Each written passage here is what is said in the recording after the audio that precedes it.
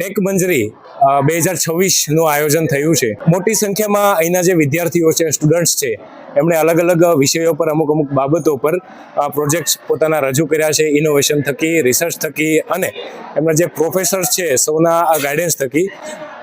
અમારા ધ્યાને એક યુનિક વસ્તુ આવી છે અને ખાસ કરીને તમને બતાવવાના પ્રયત્નો કરીએ કે ખરેખર શું છે। એક્વા બોટ જે સ્ટુડન્ટ્સ છે, એમના મેન્ટર્સ છે, એમણે સખત મહેનતથી આ બનાવ્યું છે। એક્વા બોટ એટલે કે અંડર વોટર ડ્રોન, એને આપણે આપણી સામાન્ય સમજણમાં કહી શકીએ।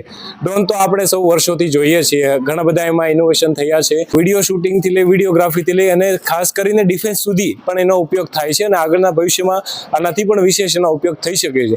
ત્યારે આ under water drone aqua boat આનો પણ આવી જ રીતે ઘણી બધી બાબતોમાં ઉપયોગ થઈ શકે છે અને એવી સંભાવનાઓ છે એ પ્રેઝન્ટ કરવા માટે થઈને આ છોકરાઓએ, આ વિદ્યાર્થીઓએ અહીંના આ વસ્તુ આપણે સમક્ષ રાખી છે અને જે કોઈ ભાઈ વાત કરે તે પ્રમાણે આપણે જાણીએ કે કઈ રીતે આખું કામ કરે છે અને આને ભવિષ્યમાં કઈ રીતે આપણે ઉપયોગમાં લઈ શકીએ છીએ।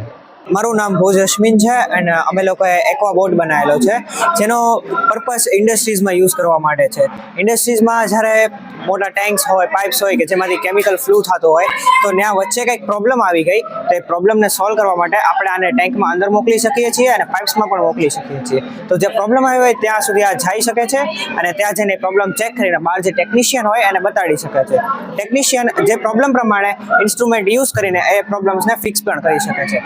બીજો આનો યુઝ એ છે કે ડિફેન્સમાં હવે અંડર વોટર તો અત્યારે ઘણી બધી વસ્તુ થઈ ગઈ, સબમરીન છે, ન્યુક્લિયર સબમરીન છે, તો અત્યારે આનો ડિફેન્સમાં એઝ યુઝ થઈએ કે નીચે અગર આપણે કોઈ એનિમી શિપ અથવા તો સબમરીન આવતી હોય તો આપણે આને નીચેથી એને લઈ જઈ શકીએ છીએ અને આની સાઇઝ નાની હોવાના કારણે એનિમીના રેડારમાં ડિટેક્ટ થવાની સંભાવના બહુ જ ઓછી થઈ જાય છે, જે આ બહુ યુઝફુલ થઈ શકે છે ડિફેન્સમાં।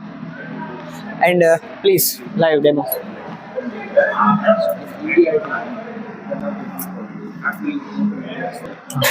તો તમે જોઈ શકો છો કે લાઈવ ડેમો છે। પાણીમાં અત્યારે અમે લોકોએ જે બનાવેલું છે એ વાયર્ડ વાળું છે, એના બી ઘણા પ્રોફિટ છે અને વાયરલેસ બી બની શકે છે। વાયરલેસમાં એ પ્રોબ્લેમ થઈ શકે છે કે ડિટેક્ટ થઈ શકે છે અને કોઈ એના ફ્રીક્વન્સીને હેક પણ કરી શકે છે, જ્યારે વાયર વાળું છે એમાં એવા કંઈ પ્રોબ્લેમ થાય નહીં।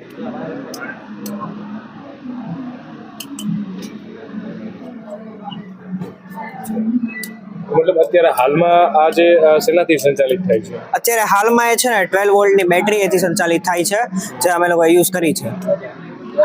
અને આ સરફેસ ઉપર રહે છે કે અંદર ડીપ જાય છે? સરફેસ ઉપર પણ રહે છે અને અંદર ડીપ બી જાય છે અને વધારે ડીપ લઈ જવું હોય તો આપણે મટીરિયલ ચેન્જ કરવું પડે।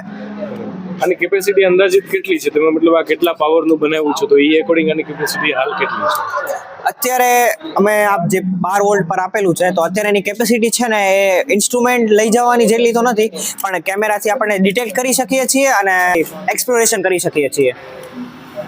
હાલમાં આ પ્રકારના જે અંડર વોટર ડ્રોન છે હા, એ ક્યાંય ઉપયોગમાં લેવાતા હોય? અત્યારે એક્સપેરિમેન્ટ ચાલી રહ્યા છે યુએસમાં અને જે ફોરેન કન્ટ્રીઝ છે એમાં આને લઈને એક્સપેરિમેન્ટ ચાલી રહ્યા છે, અનમેન્ડ વ્હીકલ કરીને, કે જે ટોટલી આરસી બનાવવામાં આવે છે વિધાઉટ મેન, કે જે બહારથી તે ઓપરેટ થઈ શકે છે। આનું ભવિષ્ય કઈ રીતે છે અને આ કઈ રીતે ઉપયોગમાં આવી શકે? આપણે એક તો મેં જેમ કીધું એમ ડિફેન્સમાં યુઝ થઈ શકે છે, પછી મેં કીધું એમ ઇન્ડસ્ટ્રીઝમાં યુઝ થઈ શકે છે, પછી સીવેજ છે, વોટર લાઇન છે જે કન્ટ્રીઝની ત્યાં પણ યુઝ થઈ શકે છે, પછી કોઈક આફત આવી ગઈ જેમ કે સુનામી કે એવા એમાં પણ યુઝ થઈ શકે છે। ડિફેન્સમાં આનો ઉપયોગ કઈ રીતે કરી શકાય? ડિફેન્સમાં આપણે કોઈ એનિમી અટેક થાય છે, બરાબર, તો એ લોકોની સબમરીન નહીં છે, એ લોકોના રેડાર પાવરફુલ હોય છે, તો આપણે આપણી સબમરીન મોકલીએ તો એ લોકોને તરત ખબર પડી જાય છે। આની સાઇઝ નાની રહે એટલે રેડારમાં આવવાના ચાન્સીસ બહુ ઓછા થઈ જાય છે, તો આપણે આની મદદથી એ લોકો પર સ્પાય કરી શકીએ છીએ।